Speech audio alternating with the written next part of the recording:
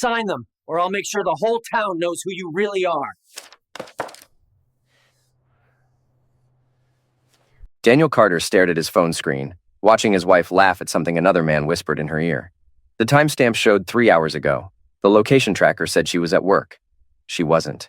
The security camera feed from the motel parking lot didn't lie.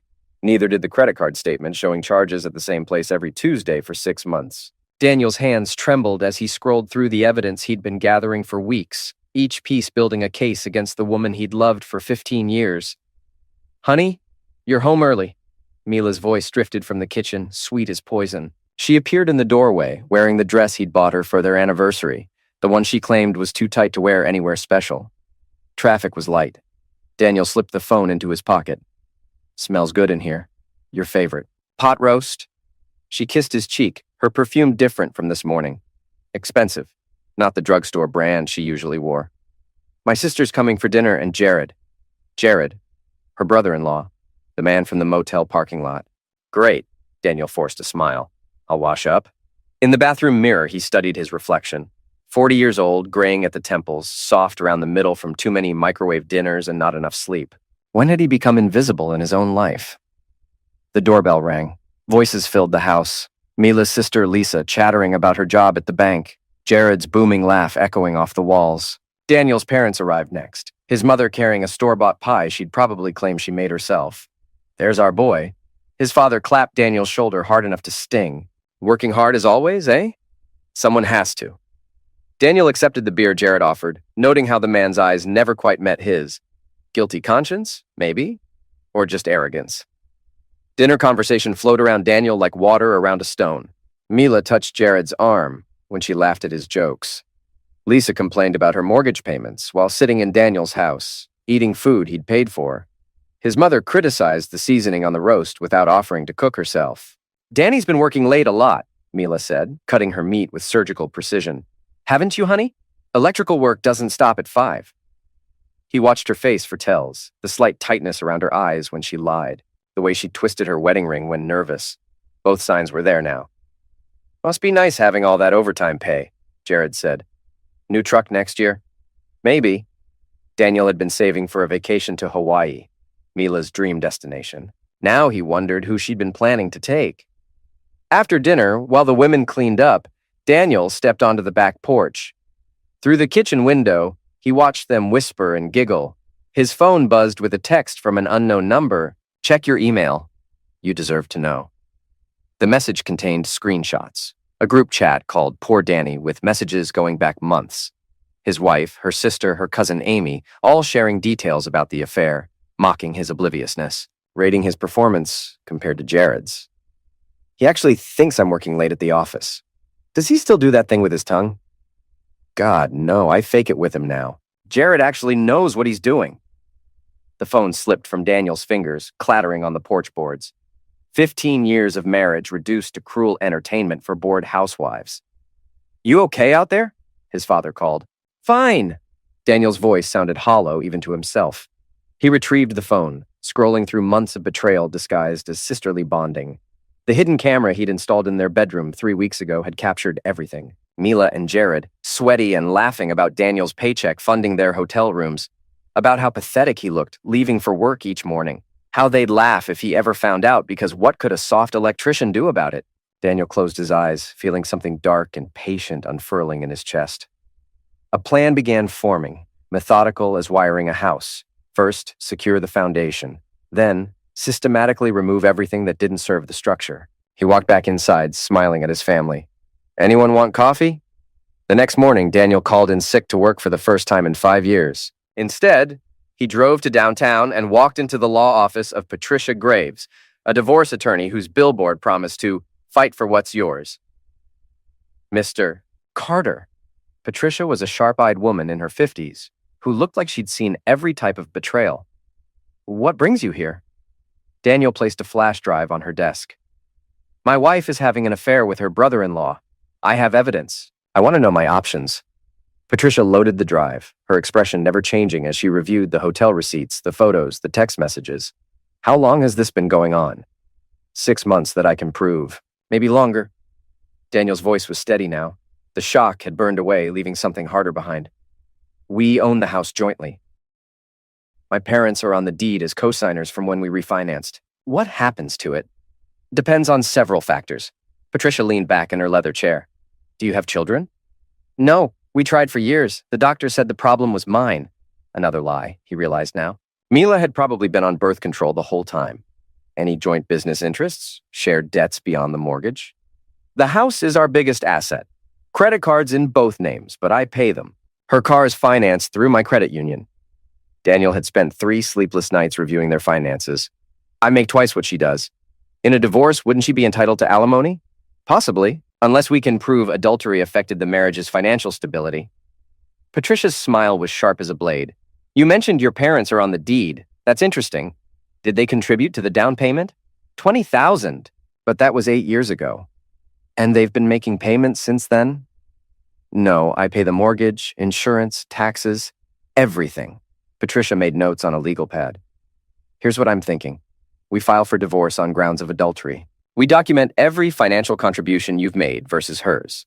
We establish a pattern of deception that undermines any claim she might have to support. What about the house? That's where it gets interesting. If your parents want to call in their investment, they could force a sale. The proceeds would be divided according to contribution percentages. Patricia's pen tapped against the pad. Of course, your parents would need to agree to such a strategy. Daniel thought about his mother's comments at dinner, his father's casual dismissal of his hard work. They might be open to it. I'll draw up papers. In the meantime, I suggest you start documenting everything. Bank statements, receipts, evidence of her spending. Create a paper trail that shows who's been supporting this marriage financially. How long will this take? If she contests it, months. If she doesn't want her affair made public. Patricia shrugged. Could be over in weeks. Daniel left the law office feeling lighter than he had in months. For the first time since discovering the betrayal, he had a plan. Control. That evening, he stopped at the hardware store. Not for electrical supplies this time. He bought a small digital recorder, the kind private investigators used. Security equipment, a new phone with an untraceable number. At home, Mila was cooking again. Trying too hard, the way guilty people always did. You look better, she said, kissing his cheek. Less tired. Took a personal day. First one in years. Daniel watched her face. Maybe I should take more. Spend time with my wife. Something flickered behind her eyes. Fear? That sounds nice. But you don't want to fall behind at work. The electrical company won't collapse without me for a few days. He wrapped his arms around her waist, pulling her close. She stiffened slightly. When's the last time we went away together? Just us. Work has been crazy lately. The Patterson account is demanding and... Right, the Patterson account. Daniel had called her office yesterday. There was no Patterson account. Maybe next month. That night, while Mila showered, Daniel accessed her laptop. Her passwords hadn't changed since their wedding day, their anniversary, their first dog's name. Combinations he'd helped her create years ago when she was less careful about digital security. The affair was documented in painful detail. Photos, videos, plans for future meetings. Mila had been building a separate life with Jared while maintaining the facade of their marriage. The timestamps showed she'd been with him during Daniel's birthday dinner, claiming a work emergency. But the most damaging evidence was in her chat with Lisa and Amy. Plans to drain their joint accounts gradually. Discussions about Daniel's life insurance policy. Speculation about how long they could keep the affair secret before filing for divorce. He's so clueless. By the time he figures it out, I'll have enough saved to start over with Jay. What if he gets suspicious? Please, Danny, he'll believe whatever I tell him. He always has. Daniel copied everything to encrypted drives. Legal evidence, but also motivation. They weren't just betraying him. They were planning to destroy him financially and emotionally. The next morning, he visited his parents. They lived in a tidy ranch house 20 minutes away, the kind of place where neighbors knew each other's business and gossip traveled faster than news. Danny. His mother answered the door in her bathrobe, cigarette dangling from her lips. What brings you by so early? Need to talk to you and Dad about something important. His father was in the kitchen, reading yesterday's paper and drinking coffee from a mug that said, World's Greatest Electrician, a gift Daniel had given him. Years ago, even though his father had been a factory worker. Morning sun, coffee? Thanks. Daniel accepted the mug, noting how his parents exchanged glances. Always a team when it came to judging their son's choices. I'm getting divorced. His mother's cigarette fell into her coffee. What? Why? Mila's such a sweet girl. Mila's been cheating on me with Jared for months, possibly years. Daniel kept his voice level. I have proof. Are you sure? His father's skepticism was immediate. Sometimes these things seem worse than they are. Marriage is work, Danny. You can't just quit when it gets hard. She's been laughing about it with her family, planning to take half of everything while continuing the affair.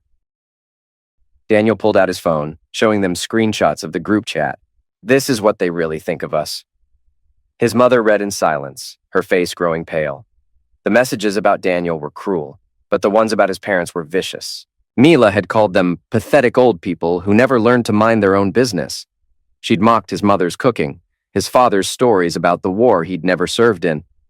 His father's hands clenched into fists. There's more. Daniel showed them the financial planning messages, where Mila discussed how to maximize her divorce settlement. She knows you're on the house deed. She's counting on that to increase her share of the assets. We put $20,000 into that house, his mother said quietly. We trusted her. I know, and I've been paying the mortgage alone for 8 years. But legally, she might still be entitled to a portion. Daniel leaned forward. Unless you want to protect your investment. What do you mean? His father's voice was sharp now, businesslike. My lawyer says if you demand repayment of your $20,000 plus interest, it could force a house sale. The proceeds would be divided based on actual contributions, not just marriage law. She'd get almost nothing, his mother realized. She'd get what she's earned, which is nothing. Daniel met their eyes. But I need to know you're with me on this. Once we start, there's no going back. This gets ugly. His parents looked at each other, communicating in that wordless way couples developed over decades. Finally, his father nodded. That girl made fools of us all. Time she learned what that costs. Daniel spent the rest of the week building his case methodically. He opened a separate bank account, transferring his paycheck before Mila could access it. He changed the passwords on all their shared accounts. He documented every purchase, every bill, every financial contribution he'd made to their life together. The hardest part was acting normal at home, kissing her goodbye each morning, asking about her day, pretending to believe her lies about working late. But each deception she told now worked in his favor, building his case for divorce court. On Friday night, Jared came for dinner again. This time, Daniel was ready. Hey, brother-in-law. Jared's handshake was firm, confident. The grip of a man who thought he was winning. How's the electrical business? Shocking. Daniel smiled at his own joke. How's the construction work? Can't complain. Steady money, good crew. Jared helped himself to a beer from Daniel's refrigerator. Mila says you've been working a lot of overtime lately. Someone has to pay for all this. Daniel gestured around the kitchen. A nice house doesn't maintain itself. True that. You've built a good life here. Built being the operative word, Daniel watched Jared's reaction. Everything here came from my work, my money, my planning. Something shifted in Jared's expression. Wariness, maybe recognition that the conversation had an edge. Well, you and Mila both contributed, did we? Daniel opened his laptop on the kitchen counter, angling the screen so Jared could see. Because, according to the bank records, Mila's contributions have been pretty minimal. The spreadsheet showed 8 years of mortgage payments, all from Daniel's account. Insurance payments, property taxes, maintenance costs, utilities. Column after column of expenses with Daniel's name attached. That's between you and your wife, man. Jared backed toward the living room. Is it? Because it seems like other people have been making decisions about my marriage lately. Daniel closed the laptop. People who aren't married to Mila. I don't know what you're talking about. The Moonlight Motel on Elm Street, Tuesday afternoons. Room 237. Daniel's voice dropped to a whisper. Ring any bells? Jared's face went white. Danny, I can explain. Can you? Can you explain why my wife's brother-in-law has been drilling her in motel rooms I paid for with my overtime money? Daniel stepped closer. Can you explain the group chat where you all laugh about what a pathetic husband I am? It wasn't supposed to happen. It just what? Just happened? For 6 months? Daniel laughed, a sound like breaking glass. Just accidentally fell into bed with my wife while I was working to pay for the bed you were using? Danny, please. Let me explain. Explain to my lawyer. Explain to your wife when she finds out. Explain to everyone at your job when the photos go public. Daniel pulled out his phone. Because that's what happens now. Everyone gets to see what kind of man Jared Thompson really is. You can't. Please. My kids. Your kids will learn their father is a liar and a cheat. Just like I learned my wife is. Daniel moved toward the kitchen door. Get out of my house. This is insane. Mila's at her sister's, planning your next move probably, but it doesn't matter what you plan now. Daniel opened the door. You lost. You just don't know it yet. Jared left without another word. Daniel locked the door behind him and poured himself a drink. The first move was made. Now things would accelerate. Mila came home 2 hours later, her face flushed with panic. What did you say to Jared? He called me crying, talking nonsense about photos and lawyers. I told him the truth. Daniel was sitting in his armchair, the divorce papers on the side table. Same truth I'm telling you now, it's over. What's over? Danny, you're scaring me. Our marriage, your affair, the lies, all of it. He gestured to the papers. Sign them. Mila stared at the documents like they might bite her. This is about Jared? Danny, nothing happened. We're just friends. Room 237. Tuesday afternoons, 6 months of credit card receipts. Daniel's voice was steady as granite. I have photos, Mila. Videos. Text messages where you mock me with your family. You've been spying on me? I've been protecting myself. Good thing, too, considering you and your sister were planning to clean out our accounts. Daniel stood up. Sign the papers. I won't. This is my house, too. You can't just throw me out because you're having some kind of midlife crisis. Actually, I can. Daniel smiled. My parents are calling in their investment. $20,000 plus 8 years of interest. The house is being sold to satisfy the debt. They can't do that. They can. They are. The for sale sign goes up Monday morning. Daniel picked up his keys. You have until then to decide if you want to sign these papers and keep some dignity, or fight it, and have everything you've done made public in court. Where are you going? Motel. Seemed appropriate. Daniel paused at the door. By the way, I canceled the credit cards. Changed the bank passwords. If you need money, ask your boyfriend. He left her standing in their living room holding divorce papers and finally understanding the cost of betrayal. The Moonlight Motel wasn't as seedy as Daniel had expected. Clean rooms, reasonable rates, and a desk clerk who minded his own business. Daniel paid cash for a week and settled in to wait. He didn't have to wait long. Monday morning, the for sale sign appeared in his front yard. By noon, his phone was buzzing with calls from Mila, her sister, even his mother-in-law. He ignored them all. Tuesday, Mila showed up at the motel. Danny, please, we need to talk. She looked terrible, hair unwashed, makeup smeared, wearing the same clothes from yesterday. The entitled confidence she'd worn like armor was cracking. Talk. This is insane. You can't destroy our marriage over a mistake. A mistake? 6 months is a pattern, Mila. Planning to drain our accounts is theft. Mocking me with your family is cruelty. Daniel leaned against the doorframe. But please, tell me more about how I'm the problem here. I know you're hurt. I know I screwed up. But people make mistakes. We can fix this. Can we fix the videos of you and Jared laughing about my paycheck while you cheated in the bet I bought? Can we fix the messages where you call me pathetic to your sister? Daniel shook his head. Some things can't be fixed. They can only be ended. I love you. No, you love my money. You love the security I provide. You love having someone to mock with your friends. Daniel stepped back toward his room. You never loved me. That's not true. The affair, it didn't mean anything. It was just physical. The affair meant everything. It meant you stopped being my wife. It meant you became something else.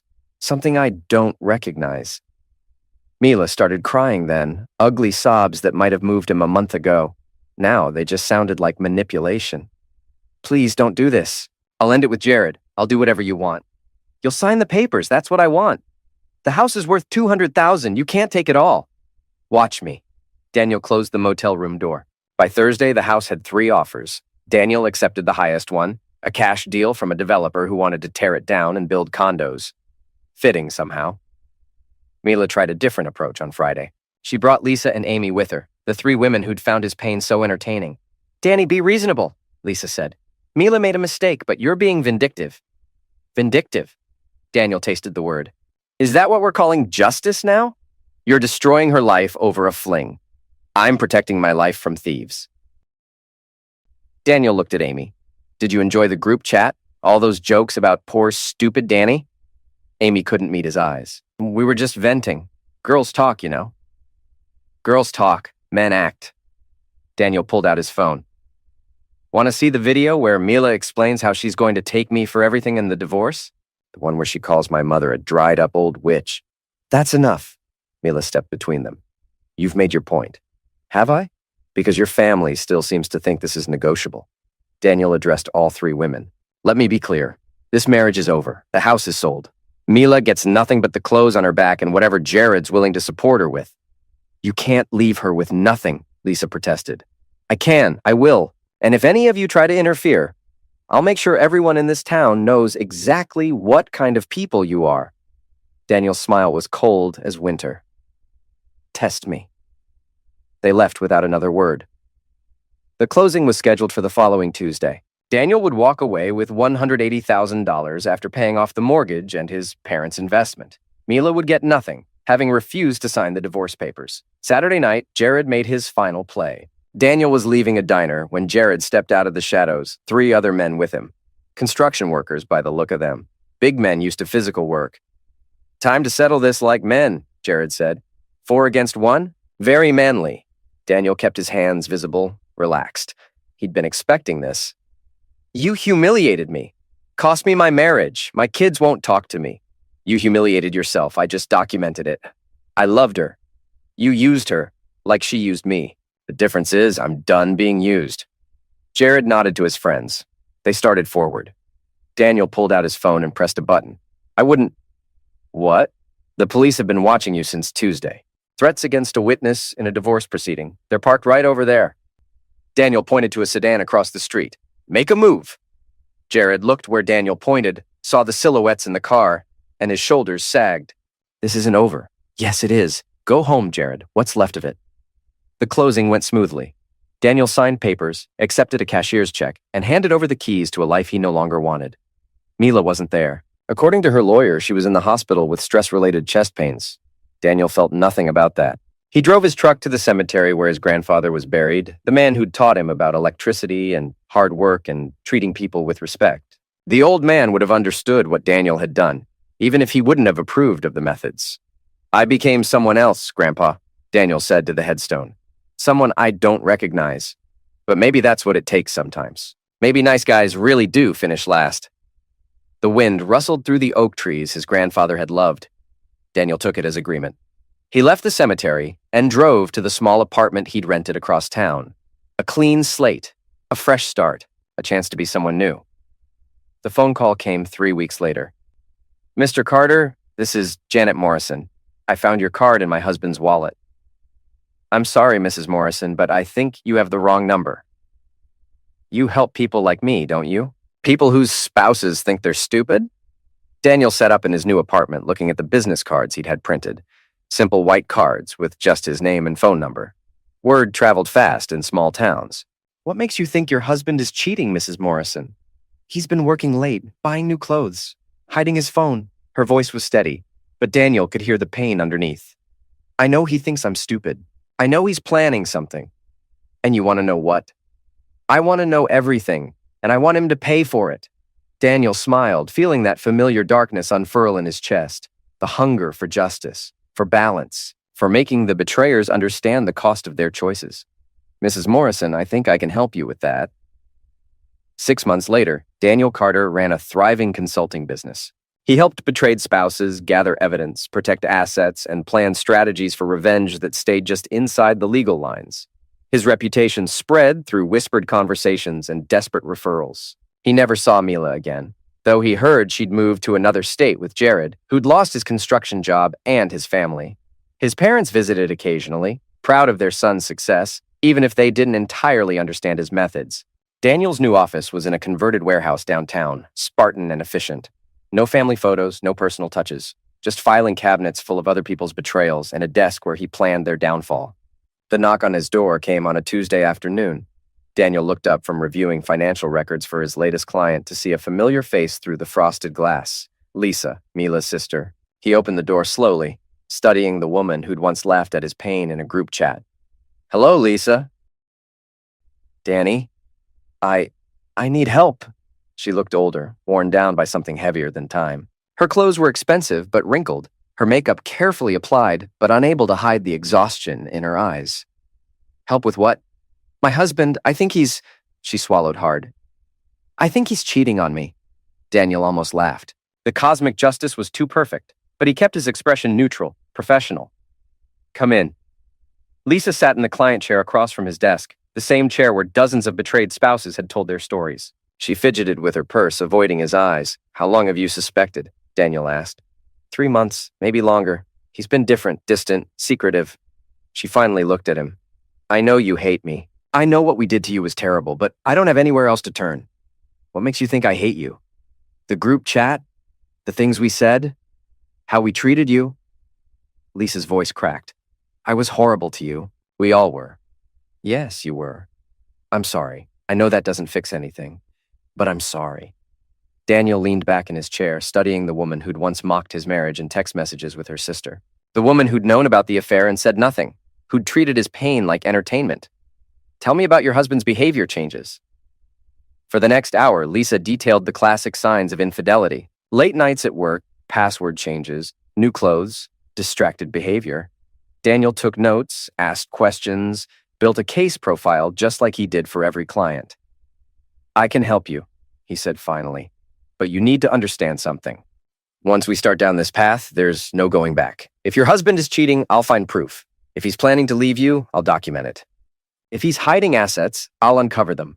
And then you decide what kind of justice you want." Lisa nodded slowly. "What do you charge? For you? No fee up front. I'll take 20% of whatever assets you protect or recover." Daniel's smile was sharp as a blade. "Call it professional courtesy for an old friend. Why would you help me? After everything?" Daniel looked at her for a long moment, remembering the pain of discovering those group chat messages. The humiliation of learning that his marriage had been a joke to these women. The rage that had driven him to destroy everything he'd once loved. "Because now you know how it feels," he said quietly. "And maybe that's justice enough." Lisa left with a contract and instructions for documenting her husband's behavior. Daniel watched her go, then returned to his desk and the files of other betrayed spouses seeking revenge. The business was booming. Pain was profitable, and Daniel Carter had become very good at turning betrayal into balance sheets. The phone rang. Another desperate voice, another story of trust broken and hearts shattered.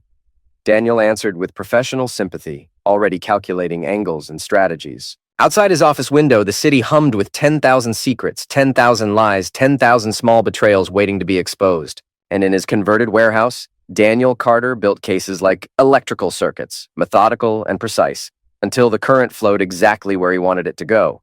He'd learned that nice guys finish last, but patient guys with evidence and lawyers finish rich.